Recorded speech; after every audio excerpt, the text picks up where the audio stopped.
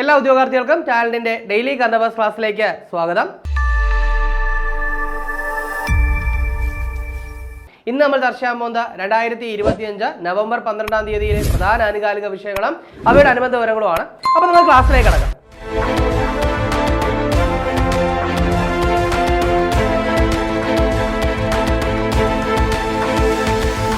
അപ്പോൾ company board LGS എക്സാമിന്റെ notification വന്നിരിക്കുകയാണ്. അപ്പോൾ ഈ എക്സാമിന് വേണ്ടി തയ്യാറെടുക്കുന്ന ഉദ്യോഗാർത്ഥികൾക്ക് വേണ്ടി ടാലന്റ് ഏറ്റവും പുതിയ company board LGS rank file പുറത്തിറക്കിയിട്ടുണ്ട്. പൂർണ്ണമായിട്ടും സിലബസ് ഓറിയന്റ് ആയിട്ട് ഏറ്റവും പുതിയ SCRT ഫാക്ടുകൾ ഇൻക്ലൂഡ് ചെയ്താണ് ഈ റാങ്ക് ഫയൽ തയ്യാറാക്കിയിട്ടുള്ളത്. അതുപോലെ തന്നെ മുൻവർഷ ചോദ്യങ്ങൾ ഉൾപ്പെടുത്തിയിട്ടുണ്ട്. നിങ്ങളുടെ വീടിനടുത്തുള്ള ബുക്ക് സ്റ്റാളുകളിലും ആമസോൺ, ഫ്ലിപ്കാർട്ട്, മീഷോ എന്നീ പ്ലാറ്റ്ഫോമുകളിലും ടാലന്റിന്റെ വെബ്സൈറ്റ് ആയിട്ടുള്ള channelkerala.com-ലും ഈ റാങ്ക് ഫയൽ ലഭ്യമാണ്. അതുപോലെ തന്നെ ടാലന്റിന്റെ ഏറ്റവും പുതിയ SCRT ബുക്കുകൾ, അതായത് അറിവിടം സീരീസിലുള്ള ബുക്കുകൾ ഇപ്പോൾ നിങ്ങൾക്ക് മാർക്കറ്റിൽ അവൈലബിൾ ആണ്. പാർട്ട് 1, പാർട്ട് 2 എന്നിങ്ങനെയാണ് ഞങ്ങൾ ബുക്കുകൾ പുറത്തിറക്കിയിരിക്കുന്നത്. പ്രത്യേകിച്ച് ചാപ്റ്റർ വൈസ് ആയിട്ടാണ് ഈ ഓരോ പാർട്ടിലും പാഠങ്ങൾ അറേഞ്ച് ചെയ്തിരിക്കുന്നത്. അത് ഏറ്റവും ശ്രദ്ധിക്കേണ്ട ഒരു കാര്യമാണ്. അത് മാത്രമല്ല ടീച്ചേഴ്സ് ടെക്സ്റ്റിലെ ഫാക്ടുകളും ലേണിംഗ് റൂം ഫാക്ടുകളും ഒക്കെ ഇൻക്ലൂഡ് ചെയ്തിട്ട് ഒരു കംപ്ലീറ്റ് പാക്കേജ് ആയിട്ടാണ് ഈ പുസ്തകങ്ങൾ നിങ്ങളുടെ മുന്നിൽ അവതരിപ്പിച്ചിരിക്കുന്നത്.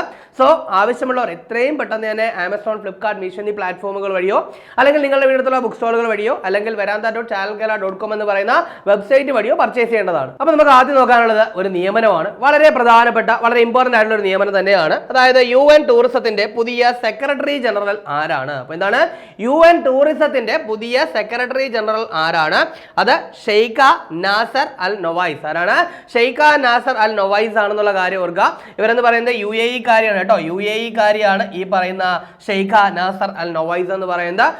ഇനി അത് മാത്രമല്ല, ഈ ഒരു സ്ഥാനത്തേക്ക്, അതായത് UN ടൂറിസത്തിന്റെ സെക്രട്ടറി ജനറൽ സ്ഥാനത്തേക്ക് എത്തുന്ന ആദ്യത്തെ വനിത കൂടിയാണ് ആരെന്ന് പറയുന്നത്, നൊവൈസ് എന്ന് പറയുന്നത്. സോ ആ ഒരു കാര്യം കൂടി ഓർക്കുക. അപ്പോൾ ഇവിടെ പറഞ്ഞ ഇതാണ് UN ടൂറിസത്തിന്റെ പുതിയ സെക്രട്ടറി ജനറൽ ആരാണെന്ന് പറഞ്ഞു? ഷെയ്ഖ നാസർ അൽ നൊവൈസ് ആണെന്ന് പറഞ്ഞു. അവർ UAE കാരിയാണെന്ന് പറഞ്ഞു. അത് മാത്രമല്ല ഈ ഒരു സ്ഥാനത്തേക്ക് എത്തുന്ന ആദ്യത്തെ വനിതയാണെന്ന് പറഞ്ഞു. അത് കൃത്യമായിട്ട് നോട്ട് ചെയ്ത് വെക്കുക. അടുത്ത നമുക്ക് നോക്കാനുള്ളത് ഒരു അവാർഡാണ്. നമുക്കറിയാം ബുക്കർ പ്രൈസ് അല്ലെ. ബുക്കർ പ്രൈസ് എന്ന് പറയുമ്പോൾ ഇന്റർനാഷണൽ ബുക്കർ പ്രൈസും ഉണ്ട്, ബുക്കർ പ്രൈസും ഉണ്ട്. സോ ആദ്യമേ തന്നെ ഈ ഒരു കൺഫ്യൂഷൻ നമുക്കത് ക്ലിയർ ചെയ്ത് പോയേക്കാം. എന്താണ് ഇന്റർനാഷണൽ ബുക്കർ പ്രൈസ് എന്ന് ചോദിച്ചു കഴിഞ്ഞാൽ, ഏതെങ്കിലും ഒരു ഭാഷയിൽ എഴുതുകയും പിന്നീട് ഇംഗ്ലീഷിൽ വിവർത്തനം ചെയ്യപ്പെടുകയും അത് മാത്രമല്ല UK-യിലോ അയർലൻഡിലോ പ്രസിദ്ധീകരിക്കപ്പെടുകയോ ചെയ്യുന്ന പുസ്തകങ്ങളെയാണ് ഇന്റർനാഷണൽ ബുക്കർ പ്രൈസിന് പരിഗണിക്കാം. ദെൻ ബുക്കർ പ്രൈസിലേക്ക് വന്നാലോ, ബുക്കർ പ്രൈസ് എന്ന് പറയുന്നത് ഇംഗ്ലീഷിൽ എഴുതപ്പെടുകയും അതുപോലെ തന്നെ UK-യിലോ അയർലൻഡിലോ ഒക്കെ പ്രസിദ്ധീകരിക്കപ്പെടുകയും ചെയ്യുന്ന പുസ്തകങ്ങളെയാണ് ബുക്കർ പ്രൈസിന് വേണ്ടിയിട്ട് പരിഗണിക്കുക. സോ ഇത് ആദ്യമേ ഒന്ന് ഓർത്തു വയ്ക്കുക. ദെൻ ബുക്കർ സമ്മാനത്തിന്റെ പ്രൈസ് മണി എല്ലാവർക്കും അറിയാവുന്നതാണ്. 50,000 പൗണ്ട് ആണ് പ്രൈസ് മണി എന്ന് പറയുന്നത്. സോ ആ ഒരു കാര്യം കൂടി ആദ്യമേ തന്നെ നോട്ട് ചെയ്ത് വയ്ക്കുക. ഇപ്പോൾ നമുക്ക് നോക്കാനുള്ളത് 2025 ബുക്കർ സമ്മാനം പ്രഖ്യാപിച്ചിരിക്കുകയാണ്. ആർക്കാണ് പുരസ്കാരം എന്ന് ചോദിച്ചു കഴിഞ്ഞാൽ ഡേവിഡ് സലായി. ആർക്കാണ്? ഡേവിഡ് സലായിക്കാണ് പുരസ്കാരം എന്ന് പറയുന്നത്. വളരെ പ്രധാനപ്പെട്ട കാര്യമാണ്. ഇദ്ദേഹം ഒരു ഹംഗേറിയൻ എഴുത്തുകാരനാണെന്നുള്ള കാര്യം കൂടി ഒന്ന് ഓർത്തു വയ്ക്കുക. ഇനി അദ്ദേഹത്തിന്റെ ഏത് രചനയ്ക്കാണ് പുരസ്കാരം എന്ന് ചോദിച്ചു കഴിഞ്ഞാൽ ഫ്ലഷ് എന്ന് പറയുന്ന രചനയ്ക്കാണ് പുരസ്കാരം. ഇതാണ് ഫ്ലഷ് എന്ന് പറയുന്ന രചനയ്ക്കാണ് പുരസ്കാരം. അത് കൃത്യമായിട്ടൊന്ന് നോട്ട് ചെയ്ത് വയ്ക്കുക. ഇനി അതിനൊപ്പം ഓർത്ത് വെക്കേണ്ട ഒരു കാര്യം കൂടിയുണ്ട്. നമ്മുടെ ഇന്ത്യൻ വംശജായിട്ടുള്ള കിരൺ ദേശായിയുടെ രചന കൂടി എന്ത് ചെയ്തിട്ടുണ്ടായിരുന്നു? ഈ ഒരു ബുക്കർ സമ്മാനത്തിൽ ഷോർട്ട് ലിസ്റ്റ് ചെയ്യപ്പെട്ടിട്ടുണ്ടായിരുന്നു. അതായത് the loneliness of Sonia and Sunny എന്ന് പറയുന്ന പുസ്തകം. പക്ഷെ നിർഭാഗ്യവശാൽ ഇത്തവണ അതിന് പുരസ്കാരം കിട്ടിയില്ല. എങ്കിലും ജസ്റ്റ് ആ പുസ്തകം ഒന്ന് ഓർത്ത് വെച്ചേക്കുക. അപ്പൊ എന്തായാലും 2025 പറഞ്ഞല്ലേ. അപ്പൊ അങ്ങനെയാണെങ്കിൽ 2024 കൂടി പറയണ്ടേ. 2024 പുരസ്കാരം എന്ന് പറയുന്നത് സമന്ത ഹാർവേ. ആർക്കാണ്? സമന്ത ഹാർവേ ആണ്. ഓർബിറ്റൽ എന്ന് പറയുന്ന രചനയ്ക്കാണ് പുരസ്കാരം കിട്ടിയത്. അപ്പൊ ആ ഒരു കാര്യം കൂടി ഒന്ന് നോട്ട് ചെയ്യുക. ഇനി അടുത്തത് മറ്റൊരു പ്രധാനപ്പെട്ട പുരസ്കാരമാണ്. അതായത് 2025 ശ്രീ ഗുരുവായൂരപ്പൻ ചെമ്പൈ പുരസ്കാരം നേടിയത് ആരാണ്? അപ്പൊ എന്താണ് 2025 ശ്രീ ഗുരുവായൂരപ്പൻ ചെമ്പൈ പുരസ്കാരം നേടിയത് ആര് എന്നുള്ളത്? അത് പ്രൊഫസർ പാൽക്കുളങ്ങര അംബികാദേവി. ആരാണ്? പ്രൊഫസർ പാൽക്കുളങ്ങര അംബികാദേവിയാണ്. അപ്പോൾ അറിയപ്പെടുന്ന ഒരു കർണാടക സംഗീതജ്ഞയാണ് ആരെന്ന് പറയുന്നത്? ഈ പറയുന്ന പ്രൊഫസർ പാൽക്കുളങ്ങര അംബികാദേവി. അപ്പോൾ കർണാടക സംഗീതത്തിൽ നൽകിയ സമഗ്ര സംഭാവനകൾ പരിഗണിച്ചുകൊണ്ടാണ് എന്ത് ചെയ്തിരിക്കുന്നത്? പുരസ്കാരം നൽകിയിരിക്കുന്നത്. അപ്പോൾ ആ ഒരു കാര്യം കൂടി കണക്ട് ചെയ്യുക. ഇനി എന്താണ് പുരസ്കാരം എന്ന് ചോദിച്ചു കഴിഞ്ഞാൽ 10 ഗ്രാമിന്റെ സ്വർണ്ണ പതക്കം. എന്താണ്? 10 ഗ്രാമിന്റെ സ്വർണ്ണ പതക്കവും അതുപോലെ തന്നെ 50,001 രൂപയുമാണ് സമ്മാനത്തുക എന്ന് പറയുന്നത്. 10 ഗ്രാമിന്റെ സ്വർണ്ണ പതക്കം, 50,001 രൂപ എന്നിവ അടങ്ങുന്നതാണ്. അതുപോലെ ഫലകം അതൊക്കെ അടങ്ങുന്നതാണെന്ന് പറയുന്നത് പുരസ്കാരം എന്ന് പറയുന്നത്. സോ അതുകൂടി നോട്ട് ചെയ്യുക. അടുത്ത നമുക്ക് നോക്കാനുള്ളത് മറ്റൊരു പ്രധാനപ്പെട്ട അവാർഡാണ്. അതായത് നമ്മുടെ സൽമാൻ റുഷ്ദിക്ക് കിട്ടിയ അവാർഡ്. അപ്പോൾ സൽമാൻ റുഷ്ദിയെ പറ്റി എല്ലാവർക്കും അറിയാവുന്നതാണ്. അറിയപ്പെടുന്ന ഒരു എഴുത്തുകാരനാണ്. അടുത്തിടയ്ക്ക് ആക്രമണത്തെ തുടർന്ന് അദ്ദേഹത്തിന്റെ കണ്ണിന്റെ കാഴ്ചയൊക്കെ നഷ്ടപ്പെട്ടിട്ടുണ്ടായിരുന്നു. സോ അദ്ദേഹത്തിന്റെ പ്രധാനപ്പെട്ട അംഗീകാരം കിട്ടിയിരിക്കുകയാണ്. അതായത് ഡെയ്റ്റൺ സാഹിത്യ സമാധാന സമ്മാനം 2025 ഡെയ്റ്റൺ സാഹിത്യ സമ്മാനത്തിന് അർഹനായത് ആരാണ്? അത് സൽമാൻ റുഷ്ദി. ആരാണ്? സൽമാൻ റുഷ്ദി ആണ്. വളരെ കൃത്യമായിട്ട് ഈ ഒരു കാര്യം കൂടി ഒന്ന് നോട്ട് ചെയ്യുക. ഇനി അടുത്തത് നമ്മുടെ ശാസ്ത്രോത്സവവുമായിട്ട് ബന്ധപ്പെട്ട കാര്യമാണ്. കാരണം നമുക്കറിയാം ഓൾറെഡി തന്നെ നമ്മൾ എന്ത് ചെയ്തിട്ടുണ്ടായിരുന്നു, നമ്മുടെ ഇതാണ് കായികമേളയെ പറ്റി ചർച്ച ചെയ്തിട്ടുണ്ടായിരുന്നു. ഇനി അടുത്തത് ശാസ്ത്രോത്സവത്തെ പറ്റിയാണ് നമുക്ക് ചർച്ച ചെയ്യാനുള്ളത്. ഇനി അത് കഴിയുമ്പോൾ എന്ത് ചെയ്യും, നമ്മുടെ കലോത്സവം വരും. അപ്പോൾ അതിനെപ്പറ്റിയും ചർച്ച ചെയ്യണം. സോ ഇപ്പോൾ നമ്മൾ നോക്കാൻ പോകുന്നത് ശാസ്ത്രോത്സവം. അപ്പോൾ 2025 നടന്ന സംസ്ഥാന സ്കൂൾ ശാസ്ത്രോത്സവം അഥവാ 2025-26 അധ്യയന വർഷത്തെ സ്കൂൾ ശാസ്ത്രോത്സവം. വേദി എവിടെയാണെന്ന് ചോദിച്ചു കഴിഞ്ഞാൽ വേദി പാലക്കാടാണ്. എവിടെയാണ് വേദി? പാലക്കാടാണ് വേദി. ഇനി ആരാണ് ഓവറോൾ നേടിയത്? അത് മലപ്പുറമാണ് കേട്ടോ. അപ്പോൾ മലപ്പുറമാണ് ഓവറോൾ നേടിയെന്നുള്ള കാര്യം ഓർക്കുക. വേദി പാലക്കാടായിരുന്നു. 2ാം സ്ഥാനത്തും പാലക്കാട് തന്നെയാണ്. ദെൻ 3ാം സ്ഥാനത്ത് കണ്ണൂരാണ്. 3ാം സ്ഥാനത്ത് ആരാണ്? കണ്ണൂരാണ്. അപ്പോൾ ഇത്രയും കാര്യം ഒന്ന് നോട്ട് ചെയ്ത് വെക്കുക. അപ്പോൾ 2025-26 അധ്യയന വർഷത്തെ സ്കൂൾ ശാസ്ത്രമേളയാണ് എവിടെ വെച്ച? പാലക്കാട് വെച്ച് നടന്നു. ഓവറോൾ ആർക്കാണ്? മലപ്പുറത്തിനാണ്. ഇനി അടുത്ത് നമുക്ക് നോക്കാനുള്ളത് നമ്മുടെ തെരഞ്ഞെടുപ്പുമായിട്ട് ബന്ധപ്പെട്ട ഒരു കാര്യമാണ്. നമുക്കറിയാം നമ്മുടെ മുഖ്യ തെരഞ്ഞെടുപ്പ് കമ്മീഷണർ ആയിട്ടുള്ള ഷാജഹാൻ എന്ത് ചെയ്തിരിക്കുകയാണ്? തെരഞ്ഞെടുപ്പ് പ്രഖ്യാപനം നടത്തിയിരിക്കുകയാണ്. അപ്പോൾ ആ ഡേറ്റ് ഒക്കെ വന്നു കഴിഞ്ഞു. അപ്പോൾ ജസ്റ്റ് നമ്മൾ അതിനെപ്പറ്റി ഒന്ന് നോക്കുവാണ്. അതായത് നമ്മുടെ തദ്ദേശ തെരഞ്ഞെടുപ്പ് 2025 നടക്കുന്ന തദ്ദേശ സ്വയംഭരണ സ്ഥാപനങ്ങളിലേക്കുള്ള തെരഞ്ഞെടുപ്പ് എത്തിയിരിക്കുകയാണ്. സോ കേരളത്തിൽ 2 ഘട്ടങ്ങളിലായിട്ടാണ് എന്ത് ചെയ്യുന്നത്? തെരഞ്ഞെടുപ്പ് നടക്കുന്നത്. അതായത് 2025 ഡിസംബർ 9, 11 തീയതികളിലായിട്ടായിരിക്കും വോട്ടെടുപ്പ് നടക്കുക.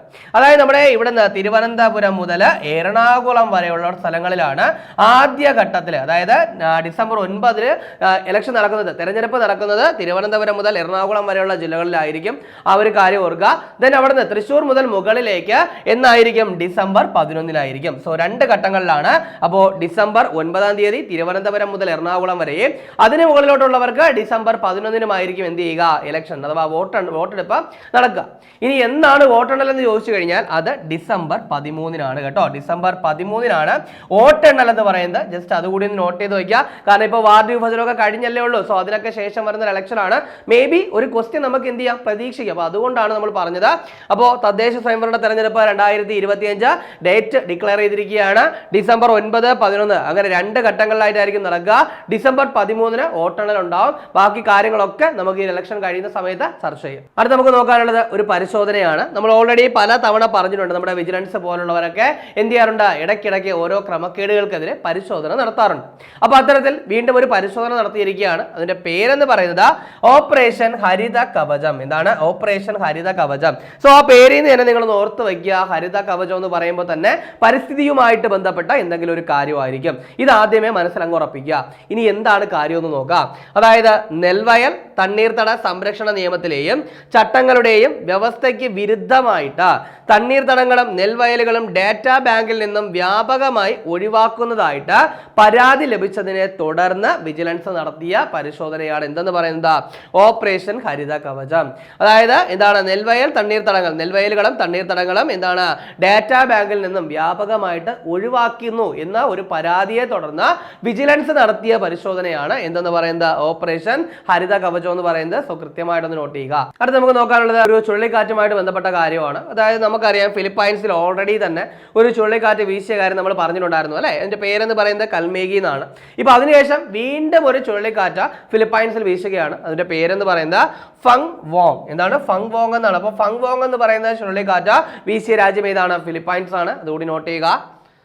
ദെൻ അതിനുശേഷം നമുക്കിനി പറയാനുള്ളത് ഏറ്റവും പ്രധാനപ്പെട്ട ഒരു എയർപോർട്ടുമായിട്ട് ബന്ധപ്പെട്ട കാര്യമാണ്. അതായത് ഹനിമാദു ഇന്റർനാഷണൽ എയർപോർട്ട് സ്ഥിതി ചെയ്യുന്നത് ഏത് രാജ്യത്താണ്? ഇതാണ് ഹനിമാദു ഇന്റർനാഷണൽ എയർപോർട്ട് സ്ഥിതി ചെയ്യുന്നത് ഏത് രാജ്യത്താണ്? മാലിദ്വീപിലാണ്. അപ്പോൾ ഈ ഒരു എയർപോർട്ടിന്റെ ഉദ്ഘാടനം ഇപ്പോൾ നടത്തിയിട്ടുണ്ടായിരുന്നു. ഈ ഒരു എയർപോർട്ടിന്റെ പ്രത്യേകത എന്ന് പറയുന്നത് ഇന്ത്യയുടെ സഹായത്തോടു കൂടി നിർമ്മിച്ച എയർപോർട്ടാണ് ഈ പറയുന്ന ഹനിമാദു ഇന്റർനാഷണൽ എയർപോർട്ട്. അപ്പോൾ ഇന്ത്യയുടെ സഹായത്തോടെ നിർമ്മിച്ച ഹനിമാദു ഇന്റർനാഷണൽ എയർപോർട്ട് സ്ഥിതി ചെയ്യുന്നത് എവിടെയാണ്? മാലിദ്വീപിലാണ്. അപ്പോൾ അത് കൃത്യമായിട്ട് ഓർത്തു വയ്ക്കുക. ഇനി അടുത്ത് നമുക്ക് നോക്കാനുള്ള പോയിന്റ്, അടുത്തിടെ ഇന്തോനേഷ്യയുടെ ദേശീയ നായകനായിട്ട് പ്രഖ്യാപിക്കപ്പെട്ടത് ആരാണ്? അത് സുഹാർത്തോ. ആരാണ്? സുഹാർത്തോയാണ് ഇന്തോനേഷ്യയുടെ ദേശീയ നായകനായിട്ട് പ്രഖ്യാപിക്കപ്പെട്ടത്. അതൊന്ന് കാര്യമായിട്ട് ഓർക്കുക. അപ്പോൾ ഇവിടെ ഇന്തോനേഷ്യ പറഞ്ഞതുകൊണ്ട് തന്നെ നിലവിലെ ഇന്തോനേഷ്യൻ പ്രസിഡന്റ് കൂടി ഒന്ന് ഓർക്കുക. പ്രബവോ സുബിയാന്തോയാണ് നിലവിലെ ഇന്തോനേഷ്യൻ പ്രസിഡന്റ് എന്ന് പറയുന്നത്. അപ്പോൾ അദ്ദേഹത്തെ പറ്റി പറയാനുള്ള പ്രധാനപ്പെട്ട കാരണം എന്ന് പറയുന്നത് 2025 നമ്മുടെ റിപ്പബ്ലിക് ദിനാഘോഷത്തിൽ മുഖ്യാതിഥി എന്ന് പറയുന്നത് ആരായിരുന്നു? ഈ പറയുന്ന പ്രബവോ സുബിയാന്തോ ആയിരുന്നു. അപ്പോൾ അതുകൂടി നോട്ട് ചെയ്യണം. ദെൻ അത് മാത്രമല്ല, അദ്ദേഹം എന്ത് ചെയ്തിട്ടുണ്ടായിരുന്നു? ബാസ്റ്റിൽ ദിന പരേഡ് 2025 ബാസ്റ്റിൽ ദിന പരേഡിലും അദ്ദേഹമായിരുന്നു മുഖ്യാതിഥി എന്ന് പറയുന്നത്. അപ്പോൾ അതുകൊണ്ട് തന്നെ വളരെ കാര്യമായിട്ട് നോട്ട് ചെയ്യുക. ഇന്തോനേഷ്യയുടെ പ്രസിഡന്റ് പ്രബവോ സുബിയാന്തോയാണ്. അടുത്ത നമുക്ക് നോക്കാനുള്ളത് ഒരു വിയോഗമാണ്. അതായത് 2025 നവംബറിൽ അന്തരിച്ച തെലുങ്ക് കവിയും ഗാനരചയിതാവും ഒക്കെ ആയിട്ടുള്ള ഒരു വ്യക്തി. അദ്ദേഹത്തിന്റെ പേരെന്ന് പറയുന്നത് ആൻഡേ ശ്രീ. ആരാണ്? ആൻഡേ ശ്രീ എന്നാണ് അദ്ദേഹത്തിന്റെ പേര്. അപ്പൊ ശരിക്കും പറഞ്ഞാൽ ഇദ്ദേഹത്തിന്റെ പേര് നോട്ട് ചെയ്ത് വയ്ക്കണോ എന്ന് ചോദിച്ചു കഴിഞ്ഞാൽ തെലങ്കാനയുടെ ഔദ്യോഗിക ഗീതമുണ്ട്, ഓൾറെഡി നമ്മൾ പറഞ്ഞതാണ് അല്ലേ. അതായത് ജയ ജയ ഹേ തെലങ്കാന എന്ന് പറയുന്ന തെലങ്കാനയുടെ ഔദ്യോഗിക ഗീതം എഴുതിയത് ആരാണ്? അത് ആൻഡേ ശ്രീ ആണ്. അപ്പൊ ആ ഔദ്യോഗിക ഗാനം എഴുതിയത് ആരാണ്? അത് ആൻഡേ ശ്രീ ആണെന്നുള്ള കാര്യം ഒന്ന് ഓർത്തു വയ്ക്കുക. അതിന് സംഗീതം നൽകിയത് കീരവാണിയാണ്. നമ്മൾ ഓൾറെഡി പറഞ്ഞ കാര്യങ്ങളാണ് അതൊക്കെ. അപ്പോൾ ജയ ജയ ഹേ തെലങ്കാന എന്ന് പറയുന്ന ഗാനം എഴുതിയത് ആൻഡേ ശ്രീ ആണ്. അത് തെലങ്കാനയുടെ ഔദ്യോഗിക ഗാനമാണ്. സോ ആ ആൻഡേ ശ്രീ എന്ത് ചെയ്തു? 2025 നവംബറിൽ അന്തരിച്ചു. അതുകൂടി നോട്ട് ചെയ്യുക. അപ്പോൾ ഇനി അങ്ങോട്ട് ഒരുപാട് 10th ലെവൽ എക്സാം വരികയാണ് അല്ലേ. പ്രത്യേകിച്ച് 2027 LDC വരാതിരിക്കുകയാണ്. ഈ വർഷം അവസാനത്തോടുകൂടി വെബ്കോ LDC, അതുപോലെ തന്നെ വില്ലേജ് ഫീൽഡ് അസിസ്റ്റന്റ് പോലുള്ള നോട്ടിഫിക്കേഷനൊക്കെ വരും. സോ ഇതെല്ലാം 10th ഏതാണ് ഒരേ സിലബസ് ഉള്ള എക്സാം തന്നെയാണ്. സോ അതിനുവേണ്ടി നേരത്തെ തന്നെ തയ്യാറെടുപ്പുകൾ ആരംഭിക്കാം. അപ്പോൾ അതിനുവേണ്ടി നിങ്ങളെ സഹായിക്കാൻ ടാലന്റ് ഏറ്റവും പുതിയ LDC റാങ്ക് ഫെയിൽ പുറത്തിറക്കിയിട്ടുണ്ട്. പൂർണ്ണമായിട്ടും സിലബസ് അടിസ്ഥാനമാക്കി ഏറ്റവും പുതിയ SCRT ഫാക്റ്റുകൾ ഇൻക്ലൂഡ് ചെയ്തിട്ട് തന്നെയാണ് ഈ ഒരു റാങ്ക് ഫെയിൽ പുറത്തിറക്കിയിട്ടുള്ളത്. മുൻവർഷ ചോദ്യങ്ങൾ ഉൾപ്പെടുത്തിയിട്ടുണ്ട്. അപ്പോൾ നിങ്ങളുടെ പിന്നടുത്തുള്ള ബുക്ക് സ്റ്റോളുകളിലും ആമസോൺ, ഫ്ലിപ്കാർട്ട്, മീഷോ എന്നീ പ്ലാറ്റ്ഫോമുകളിലും ടാലന്റിന്റെ വെബ്സൈറ്റ് ആയിട്ടുള്ള talentgala.com ഈ പുസ്തകങ്ങൾ ലഭ്യമാണ്. അപ്പോൾ നമുക്ക് ചർച്ച ചെയ്ത പോയിന്റുകൾ ഒന്നുകൂടി നോക്കാം. ആദ്യം നമ്മൾ പറഞ്ഞ പോയിന്റ് എന്തായിരുന്നു? UN ടൂറിസത്തിന്റെ പുതിയ സെക്രട്ടറി ജനറൽ ആരാണെന്ന് പറഞ്ഞു. ആരാണ്? അത് ഷെയ്ഖ നാസർ അൽ നവൈസ് ആണെന്ന് പറഞ്ഞു. UAE കാര്യമാണെന്ന് പറഞ്ഞു. ഈ സ്ഥാനത്തെത്തുന്ന ആദ്യ വനിതയാണെന്ന് പറഞ്ഞു. അത്രയും കാര്യമായിട്ട് നോട്ട് ചെയ്യുക. അതിനുശേഷം പറഞ്ഞ പോയിന്റ് എന്തായിരുന്നു? പുരസ്കാരമാണ് അല്ലേ, ബുക്കർ പ്രൈസ് ആണ് പറഞ്ഞത്. അപ്പോൾ 2025 ബുക്കർ പ്രൈസ് ആർക്കാണ്? ഡേവിഡ് സലായിക്കാണെന്ന് പറഞ്ഞു. അദ്ദേഹത്തിന് ഫ്ലഷ് എന്ന് പറയുന്ന രചനയ്ക്കാണ് പുരസ്കാരം കിട്ടിയെന്ന് പറഞ്ഞു. 2024 സമന്ത ഹാർവേക്കാണ്. ഓർബിറ്റൽ എന്ന് പറയുന്ന രചനയ്ക്കാണ് 2024 പുരസ്കാരം. അത്രയും കൃത്യമായിട്ട് ഓർത്തു വയ്ക്കുക. ഇനി ഇന്റർനാഷണൽ ബുക്കർ പ്രൈസ് ആണെങ്കിൽ 2025 ഇന്റർനാഷണൽ ബുക്കർ പ്രൈസ് ആർക്കാണ് കിട്ടിയത്? ബാനു മുഷ്താഖിനാണ്. ഹാർട്ട് ലാമ്പ് എന്ന് പറയുന്ന രചനയ്ക്കാണ് കിട്ടിയത്. അപ്പൊ അതുകൂടി നോട്ട് ചെയ്യണം. അതിനുശേഷം പറഞ്ഞത് മറ്റൊരു പുരസ്കാരം 2025 ശ്രീ ഗുരുവായൂരപ്പൻ ചെമ്പൈ പുരസ്കാരം നേടിയത് ആരെന്നാണ്? അത് പ്രൊഫസർ പാൽക്കുളങ്ങര കെ അംബികാദേവിയാണ്. കർണാടക സംഗീതജ്ഞയാണ്. അതിനുശേഷം സൽമാൻ റുഷ്ദിക്ക് കിട്ടിയ അവാർഡിനെ പറ്റി പറഞ്ഞു. അതായത് 2025 ഡൈറ്റൺ സാഹിത്യ സമാധാന സമ്മാനത്തിന് അർഹനായത് സൽമാൻ റുഷ്ദിയാണെന്ന് പറഞ്ഞു. അതിനുശേഷം സംസ്ഥാന സ്കൂൾ ശാസ്ത്രോത്സവം. ഇപ്പോൾ 2025-26 അധ്യയന വർഷത്തെ സംസ്ഥാന സ്കൂൾ ശാസ്ത്രോത്സവം എവിടെ വെച്ചാണ് നടന്നത്? പാലക്കാട് വെച്ചാണ്. ഓവറോൾ നേടിയത് ആരാണ്? മലപ്പുറമാണ്. അപ്പോൾ അത് കൂടി നോട്ട് ചെയ്യുക. മലപ്പുറമാണ് ഓവറോൾ നേടിയത്. ഇനി നമ്മുടെ കായിക മേളയാണെങ്കിൽ ഓവറോൾ നേടിയത് ആരാണ്? അത് തിരുവനന്തപുരമാണ്. വേദിയും തിരുവനന്തപുരമായിരുന്നു. അതിനുശേഷം പറഞ്ഞത് ഒരു പരിശോധനയാണ്, ഓപ്പറേഷൻ ഹരിത കവചം എന്ന് പറയുന്ന പരിശോധന നടത്തിയത് വിജിലൻസ് ആണെന്നുള്ള കാര്യം ഓർക്കുക. എന്തിനു വേണ്ടിയിട്ടാണെന്ന് ചോദിച്ചു കഴിഞ്ഞാൽ തണ്ണീർത്തടങ്ങളും നെൽവയലുകളും ഡേറ്റാ ബാങ്കിൽ നിന്നും വ്യാപകമായിട്ട് ഒഴിവാക്കുന്നതായി പരാതി ലഭിച്ചു. സോ അതിനെ തുടർന്ന് നടത്തിയ പരിശോധനയാണ് ഈ പറയുന്ന ഓപ്പറേഷൻ ഹരിത കവചം. അതുകൂടി ഓർത്തു വയ്ക്കുക. അതിനുശേഷം പറഞ്ഞത് ഒരു ചുഴലിക്കാറ്റാണ്. അതായത് കൽമേഗി എന്ന് പറയുന്ന ചുഴലിക്കാറ്റ് ഫിലിപ്പൈൻസിൽ വീശിയ കാര്യം പറഞ്ഞു. അതിന് പിന്നാലെ മറ്റൊരു ചുഴലിക്കാറ്റ് കൂടി എവിടെ വീശുന്നു? ഫിലിപ്പൈൻസിൽ വീശുന്നു. എന്താണ് അതിന്റെ പേര്? ഫങ് വോങ്. എന്താണ്? ഫങ് വോങ് എന്നാണ് ചുഴലിക്കാറ്റിന്റെ പേര്. അതുകൂടി നോട്ട് ചെയ്യുക. അതിനുശേഷം പറഞ്ഞത് ഹനിമാദോ ഇന്റർനാഷണൽ എയർപോർട്ട്, അതായത് ഇന്ത്യയുടെ ധനസഹായത്തോടെ നിർമ്മിച്ച എയർപോർട്ടാണ് ഏതെന്ന് പറയുന്നത്? ഹനിമാദോ ഇന്റർനാഷണൽ എയർപോർട്ട്. എവിടെയാണ്? മാലിദ്വീപിലാണ്. അതിനുശേഷം തദ്ദേശ തെരഞ്ഞെടുപ്പ് പ്രഖ്യാപിച്ച കാര്യം പറഞ്ഞു. ഡിസംബർ 9, 11 തീയതികളിലായിട്ട് വോട്ടെടുപ്പ് നടക്കും. 13-ാം തീയതി ആയിരിക്കും എന്ത് ചെയ്യുക? വോട്ടെണ്ണൽ നടക്കുക. അതുകൂടി ഓർത്തു വയ്ക്കുക.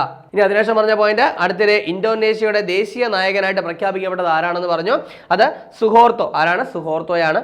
അതിനുശേഷം പറഞ്ഞു 2025 നവംബറിൽ അന്തരിച്ച തെലുങ്ക് കവിയും ഗാനരചയിതാവും ആരാണ്? ആൻഡേ ശ്രീ ആണ്. അതായത് തെലങ്കാനയുടെ ഔദ്യോഗിക ഗാനമായ ജയ ജയ ഹേ തെലങ്കാന എന്ന് പറയുന്ന ഗാനം എഴുതിയത് ഈ പറയുന്ന ആൻഡേ ശ്രീ ആണ്. അതുകൂടി ഓർത്തു വയ്ക്കുക. ഇനി കഴിഞ്ഞ ക്ലാസ്സുമായി ബന്ധപ്പെട്ട 2 ചോദ്യങ്ങൾ നൽകുകയാണ്. അതിന് ഉത്തരം കൂടി കമന്റ് ചെയ്യുക. ആദ്യത്തെ ചോദ്യം, 2025 നവംബറിൽ തിരുവിതാംകൂർ ദേവസ്വം ബോർഡ് പ്രസിഡന്റായിട്ട് നിയമിതനായത് ആരെന്നാണ്? V Hari Nair, KV Manoj Kumar, K Jayakumar, Prashanth. ശരി ഉത്തരം കമന്റ് ചെയ്യുക. രണ്ടാമത്തെ ചോദ്യം, 56ാമത് IFFI ഉദ്ഘാടന ചിത്രം ഏത് എന്നാണ്? അപ്പോൾ ബെറ്റർമാൻ, ദി ബ്ലൂ ട്രയൽ, ഇത് ഫെദർ വൈറ്റ്, ഡ്രൈ സീസൺ.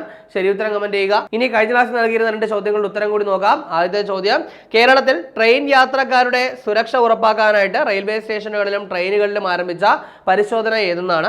അപ്പോൾ അതിന്റെ ആൻസർ എന്ന് പറയുന്നത് ഓപ്പറേഷൻ രക്ഷിത. എന്താണ്? ഓപ്പറേഷൻ രക്ഷിത എന്നാണ്. വളരെ കൃത്യമായിട്ട് ഓർത്തു വയ്ക്കുക. ഇനി രണ്ടാമത്തെ ചോദ്യം, നയതന്ത്ര പരിശീലന സ്ഥാപനങ്ങൾ തമ്മിലുള്ള സഹകരണത്തിന് ഇന്ത്യയുമായിട്ട് അടുത്തിടെ ധാരണാപത്രത്തിൽ ഒപ്പുവെച്ച രാജ്യം ഏതെന്നാണ്? അപ്പോൾ അതിന്റെ റൈറ്റ് ആൻസർ ഇക്വഡോർ ആണ്. അപ്പോൾ നമ്മൾ ഇന്ന് ചർച്ച ചെയ്ത ചോദ്യങ്ങളും അതിന്റെ ഉത്തരങ്ങളും അതുപോലെ ചർച്ച ചെയ്ത പോയിന്റുകളും മനസ്സിലായെന്ന് വിചാരിക്കുന്നു.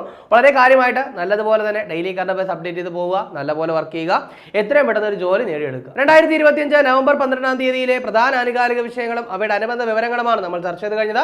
അപ്പോൾ ഈ ചർച്ച ചെയ്ത പോയിന്റുകളൊക്കെ മനസ്സിലായെന്ന് വിചാരിക്കുന്നു. മറ്റൊരു ക്ലാസ്സുമായി നമുക്ക് അടുത്ത ദിവസം കാണാം.